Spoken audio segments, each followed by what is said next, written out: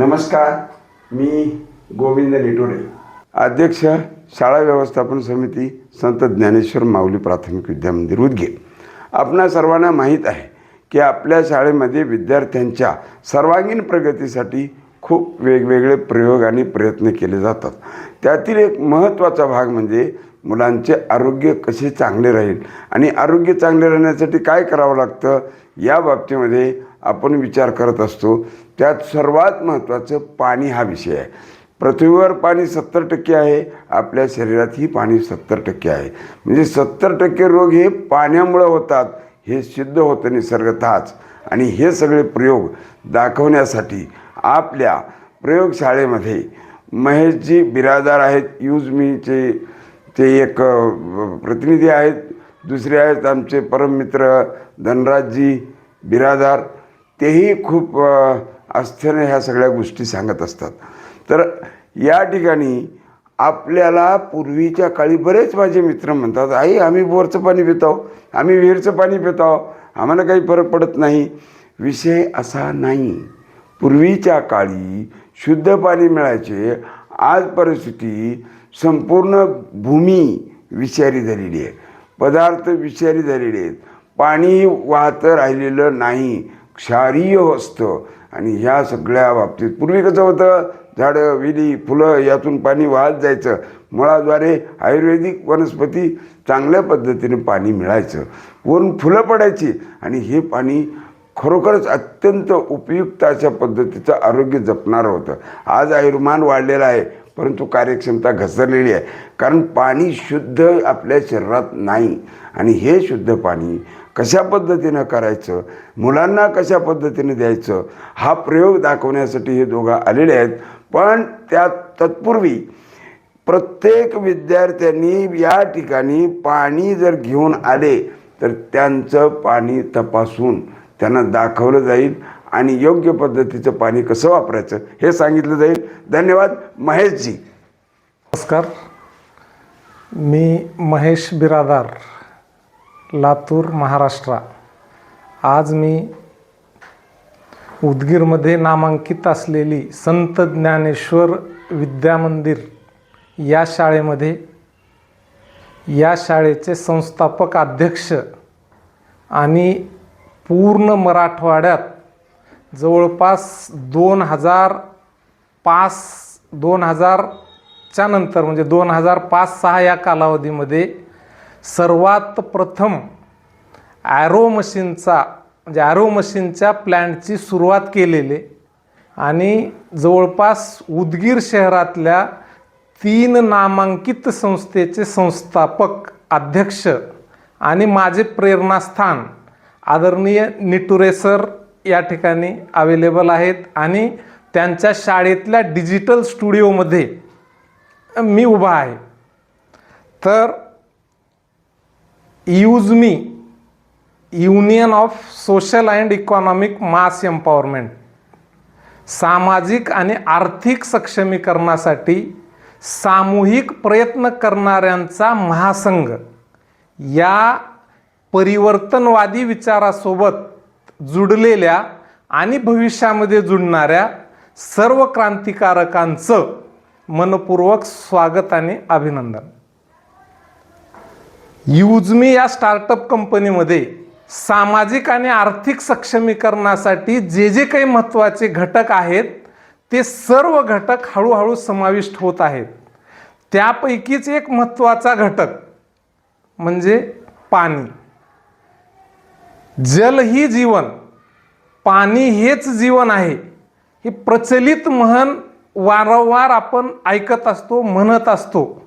पण पाणी हे जीवन का म्हणलं जाते तर पृथ्वीवर 70% पाणी आहे, सोबतच माणसाच्या शरीरात सुद्धा 70% पाणी आहे. म्हणजे शरीरातला सर्वात महत्त्वाचा घटक पाणी आहे. आणि ते पिण्याचं पाणी आपण कोणत्या पद्धतीनं वापरतोय त्या संदर्भात यूजमी शॉपिंग पोर्टलवर एक क्रांतिकारक प्रॉडक्ट लाईव्ह झाला आहे, अल्कलायझर. तर या संदर्भात आपण पित असलेले पाणी, वेगवेगळ्या प्रकारचे 2-3 नमुन्याचे पाणी त्या संदर्भात प्रॅक्टिकल प्रयोगाद्वारे आपल्याला या ठिकाणी पाण्यासंबंधीचं थोडंसं डिस्कशन किंवा चर्चा करायची आहे. तर आता या संदर्भामध्ये आपण छोटासा प्रयोग करणार आहोत. पाण्याच्या बाबतीतचे WHO प्रमाणित 3 घटक आहेत महत्त्वाचे. TDS म्हणजे काय? टोटल डिझॉल्व्ड सॉलिड, म्हणजे पाण्यामध्ये असलेल्या क्षार आणि मिनरल्सचं प्रमाण, म्हणजे TDS तपासणे. त्यानंतर दुसरी गोष्ट बघणार आहोत आपण. TDS तपासण्यासाठी TDS मीटर आहे आपल्याजवळ, साहित्य सुद्धा इथं सोबत अवेलेबल आहेत. त्यानंतर दुसरी गोष्ट आपण बघणार आहोत पाण्याचा pH, पोटेन्शियल ऑफ हायड्रोजन. तर पाण्याचा pH बघण्यासाठी pH इंडिकेटर आहे. त्यानंतर पाण्याचा ORP, ऑक्सिडेशन रिडक्शन पोटेन्शियल, ते बघण्यासाठी ऑक्सिडेशन ORP बघण्यासाठी ORP इंडिकेटर आहे. त्यामध्ये सर्वप्रथम पाण्यामध्ये असलेल्या मिनरल्स आणि क्षार म्हणजे TDSच्या थोडंसं अगोदरची, तर ते बघण्यासाठी पाण्यामध्ये असलेले हेवी मेटल्स बघण्यासाठी आपल्याकडे हे जे उपकरण आहे ते इलेक्ट्रोलायझर. तर ह्या सर्व उपकरणं वापरून, आणि या ठिकाणी आपण ठेवलेले 2 पाणी आहेत. हे आपल्या बोरचं पाणी आहे. शाळेमध्ये जो काही बोर आहे सांडपाण्यासाठी किंवा वापरात येणाऱ्या पाण्यासाठी, ह्या बोरचं पाणी, आणि हे आपल्या ॲरोचं पाणी म्हणजे शुद्ध केलेलं पाणी. ह्या 2 पाणी, आणि तिसरी जी गोष्ट आहे हे अल्कलायझर. ह्याच्यातलं पाणी आपल्याला आणखी काढायचं आहे. ह्या अल्कलायझरमध्ये ॲरोचं पाणी घातलेलं आहे, शुद्ध पाणी ह्याच्यामध्ये घातलेलं आहे. आता हे का घालायचं, काय होतंय ते पुढे बघू आपण. सर्वप्रथम आपल्याला बघायचं आहे आता पाण्यामध्ये असलेल्या हेवी मेटल्सचं प्रमाण. त्यासाठी आपल्याला काय करायचं आहे, तर या 2 ग्लासमध्ये, एका ग्लासमध्ये बोरचं पाणी आणि दुसऱ्या ग्लासमध्ये आपल्या फिल्टरचं पाणी. आता हे बघण्यामागचं कारण काय? बऱ्याच जणांचा समज कसा आहे, आम्ही अगोदर जुन्या काळामध्ये कोणी चलम्याचं पाणी पित होतं, कोणी झऱ्याचं पाणी पित होतं, तसं म्हणून बरेच काही आणखी आरोवर सुद्धा आले नाहीत, ते बोरचं पाणी पितात. तर त्यामुळं पित असलेल्या बोरच्या पाण्यामध्ये हेवी मेटल्सचं प्रमाण किती आहे हे बघण्यासाठी आपण ह्या इलेक्ट्रोलायझरचा उपयोग करून या ठिकाणी बघणार आहोत. तर आता हे इलेक्ट्रोलायझर बघा. आता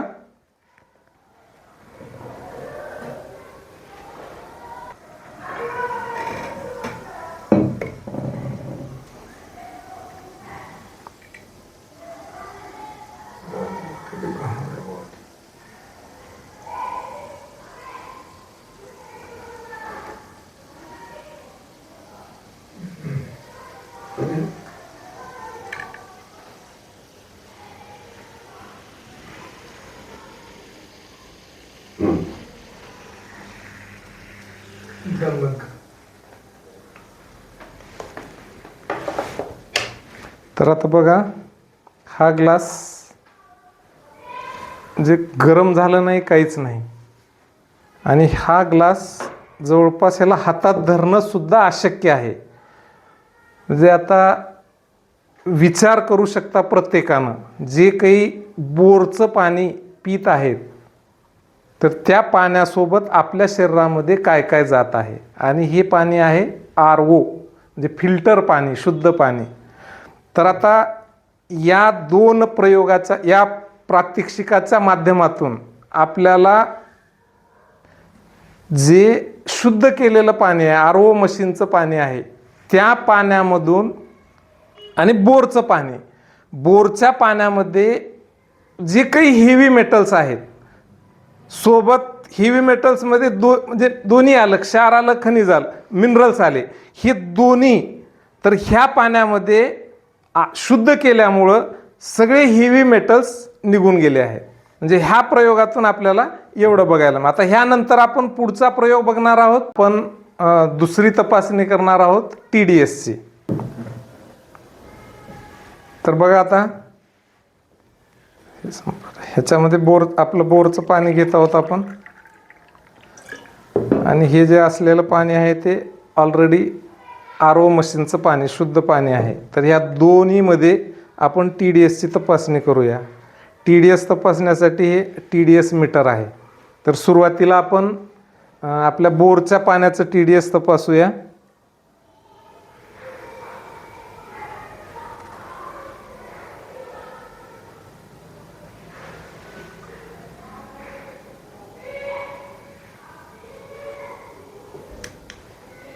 तर बोरच्या पाण्याचं TDS जवळपास 493.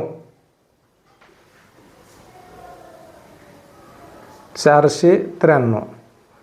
यानंतर आपण RO पाण्याचं TDS बघू आपण.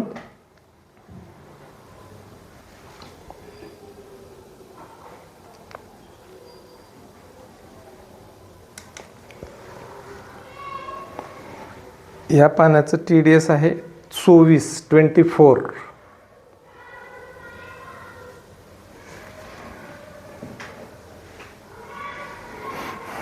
तर आता WHO प्रमाणित पाण्याचं TDS हे 50 ते 150 यामध्ये असलेल्या TDSचं पाणी हे पिण्यासाठी योग्य उत्तम पाणी असतं. यानंतर तिसरी जी तपासणी करायची आहे आपल्याला ती pH म्हणजे pH तपासायचं आहे. पोटेन्शियल ऑफ हायड्रोजन म्हणजे अल्कलाईन पाणी. तर त्या संदर्भात आपण आत्ता 2च पाणी वापरणार आहोत. काय एक पाणी ROचं आणि एक पाणी ह्या अल्कलाईन मशीनचं. तर ह्या अल्कलाईन मशीनमधलं पाणी आपण या ठिकाणी घेणार आहोत. तर आता आपल्याला pHचा प्रयोग बघायचा आहे. तर या ग्लासमध्ये आपलं शुद्ध पाणी RO मशीनचं पाणी आणि त्यानंतर या ग्लासमध्ये ह्या अल्कलायझरमधलं पाणी. आता या दोन्हीमधला फरक आपण बघूया.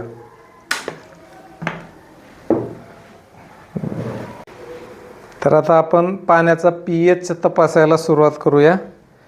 तर या ग्लासमध्ये आपण घेतलेला आहे 8 ते 9च्या मधला कलर आहे. तर आता ह्या pHच्या ठिकाणी pH तपासलो. जे ROचं पाणी आहे त्या पाण्याचं pH जवळपास 5 ते 6च्या दरम्यान आहे. आणि त्यानंतर जे ह्या अल्कलायझर जारमधून घेतलेलं जे पाणी आहे त्या पाण्याचं pH जवळपास 8 ते 9च्या दरम्यान म्हणजे जवळपास 8.5-9 pH या अल्कलाईन जारमधल्या पाण्याचं आहे. त्यानंतर आपल्याला शेवटचा एक प्रयोग बघायचा आहे ORPचा म्हणजे ऑक्सिडेशन रिडक्शन पोटेन्शियल. तर या प्रयोगासाठी आपल्याला पुन्हा हे 2 पाणी सेपरेट घ्यायचे. तर आता पाण्यातील ORP तपासण्यासाठी आपण या ग्लासमध्ये आपला अल्कलाईन जारमधलं पाणी घेत आहोत. त्यानंतर या ग्लासमध्ये ROचं पाणी.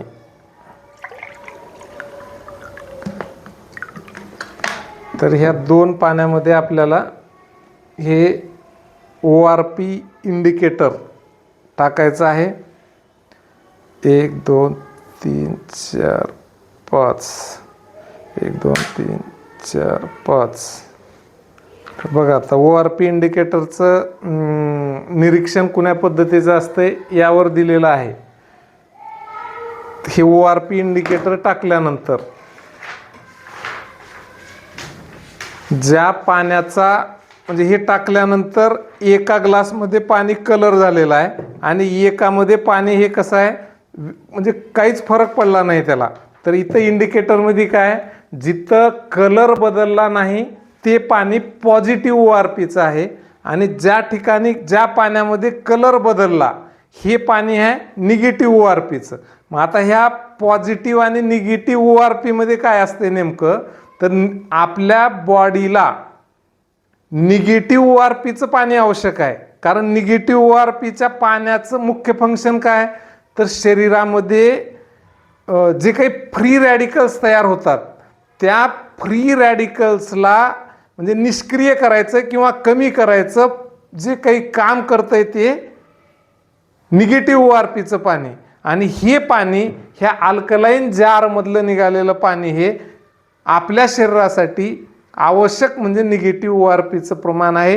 हे जर पाणी आपल्या शरीरामध्ये आपण इनटेक केलो तर त्या पाण्यामुळं शरीरामध्ये तयार होणारे जे काही फ्री रॅडिकल्स आहेत ते निष्क्रिय होतात, म्हणजे शरीराला पॉझिटिव्ह पाणी मिळतं. तर आता या 2-3च्या प्रयोगावरून जे काही कन्क्लुजन आहे तर त्या कन्क्लुजनच्या संदर्भात आपण 1-2 मिनिट चर्चा करू. सुरुवातीला बोरचं पाणी आणि ॲरोचं पाणी ह्याच्यामधलं आपण या इलेक्ट्रोलायझरच्या मदतीनं हेवी मेटल्स तपासलो. हेवी मेटल्स म्हणजे पाण्यामध्ये असलेले काही घातक पदार्थ बोरच्या पाण्यातून कमी होऊन पाणी शुद्ध करण्याच्या प्रक्रियेमध्ये त्याच्यातले सर्व हेवी मेटल्स निघून गेले. आणि हे हेवी मेटल्स काढण्याच्या किंवा निघण्याच्या प्रक्रियेमध्ये जे काही शरीराला पाण्यातून मिळणारे काही पॉझिटिव्ह घटक मिनरल्स आहेत ते सुद्धा निघून गेले. म्हणजे हे पाणी जे ॲसिडिक किंवा 5 ते 6 pHचं झालं, त्याचं कारण काय तर त्याच्यामधले क्षार काढत असताना काही प्रमाणात मिनरल्सही निघून गेले, म्हणून हे पाणी जवळपास न्यूट्रलच्या खाली म्हणजे ॲसिडिक पाणी झालं. म्हणजे आता जे आपण बऱ्याच ठिकाणी वापरत असलेलं जे काय ते 20 रुपयाच्या कॅनमधलं किंवा आपलं हे RO मशीनचं पाणी आणि अल्कलायझर पाणी, तर ह्या इंडिकेटरवर जे काही म्हणजे इंडिकेशन आहेत, ज्या पाण्याचा कलर बदलला ते पाणी निगेटिव्ह ORPचं आहे. आता ह्याच्यावर दिसत असलेला आणि हा कलर, आणि ह्या RO मशीनच्या पाण्याचा कलर अजिबात बदललेला नाही, म्हणजे हे पॉझिटिव्ह ORPचं पाणी आहे. आणि आपल्या शरीरामध्ये नैसर्गिकरित्या आणि खानपानातून जे काही फ्री रॅडिकल्स तयार होतात त्या फ्री रॅडिकल्सला निष्क्रिय किंवा ते कमी करण्यासाठी निगेटिव्ह ORPचं पाणी आवश्यक असतं. आणि ह्या अल्कलाईन जारमध्ये काढलेलं पाणी हे निगेटिव्ह ORPचं पाणी असते. म्हणून आपल्या शरीरात तयार होणारे जे काही फ्री रॅडिकल्स आहेत त्यांना निष्क्रिय करायचं काम हे अल्कलायझर करतं. तर या 2-3 प्रयोगाच्या आधारे आपण शेवटी कन्क्लुजनकडे येऊया. तर यामध्ये काय, बोरचं पाण्यावरून आपण ॲरोच्या पाण्यावर शिफ्ट झालो, त्यामध्ये काय पॉझिटिव्हिटी आली, बोरच्या पाण्यामधले सगळे हेवी मेटल्स निघून म्हणजे अशुद्धी निघून शुद्ध पाणी तयार झालं म्हणजे ROचं पाणी. आता शुद्ध पाणी हेवी मेटल्स निघताना शरीराला पाण्यातून मिळणारे जे काही मिनरल्स आहेत ते सुद्धा निघून गेले. म्हणजे हे पाणी जे ROचं पाणी किंवा आपण वापरत असलेल्या 20 रुपयाच्या कॅनमधलं पाणी हे जवळपास ॲसिडिक ते न्यूट्रल हे पाणी झालं. म्हणजे शरीराला पाण्यापासून मिळणारे पॉझिटिव्ह घटक सुद्धा या पाण्यातून मिळणार नाहीत. मग आता ते पॉझिटिव्ह घटक ॲड करण्यासाठी या अल्कलायझरमध्ये हे जे काही क्रिस्टलची काही जाळी आहे त्या जाळीमुळं होणार काय आहे तर जे काही पाण्यातले पाणी शुद्ध करताना जे काही मिनरल्स निघून गेले आहेत ते सर्व मिनरल्स ह्या 5 लेयरचं हे जाळी आहे. तर यामधून पास झाल्यानंतर शरीराला लागणारे सर्व मिनरल्स ह्या अल्कलायझरच्या जारमधून निघालेलं पाण्यातून आपल्याला मिळणार आहेत. म्हणजे ह्या अल्कलाईन पाणी म्हणजे जवळपास अमृतासारखं पाणी, म्हणजे शरीराला पूर्णतः पोषक असणारं 150 TDSचं 50 ते 150 दरम्यान TDSचं 8.5 pHचं आणि निगेटिव्ह ORP असलेलं अमृतासारखं पाणी आपल्याला ह्या अल्कलाईन जारमधून मिळणार आहे. तर यामुळं एक छोटासा आपल्या दैनंदिन जीवनामधला बदल, काही म्हणजे असं खूप मोठी इन्व्हेस्टमेंट, खूप मोठा काही भाग नाही. सुरुवातीला आपल्याला चिंतन करायचं आहे, आपण पित असलेलं पाणी त्यानुसार थोडासा जर आपण बदल केला तर आपल्या ह्या युजमीच्या शॉपिंग पोर्टलवर पूर्ण भारतामध्ये एकदम हाय क्वालिटीचं आणि सर्वात कमी किमतीमध्ये मिळणारं हे अल्कलायझर आहे. तर थोडंसं आपण स्वतःला चिंतन करून ह्या अल्कलायझरवर जर शिफ्ट झालो तर निश्चित आपलं घर रोगापासून दूर होऊ शकतं, याचा प्रॅक्टिकली आम्हाला ठाम विश्वास आहे. धन्यवाद.